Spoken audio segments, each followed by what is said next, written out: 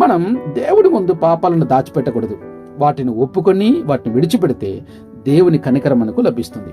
ఒప్పుకోవడం అంటే మనం చేసిన తప్పులను దేవుని ముందు నిజాయితీగా అంగీకరించడం. ఇది మన పాపాలను దాచుకోవడం లేదా వాటిని సమర్థించుకోవడం కాదు, కానీ దేవుని ఎదుట వాటిని బయలుపరచడం. దేవుడు 2 ముఖ్యమైన లక్షణం కలిగి ఉన్నాడు: నమ్మదగిన వాడు మరియు నీతిమంతుడు అని. దేవుడు తన వాగ్దానాలను ఎప్పుడూ నెరవేరుస్తాడు.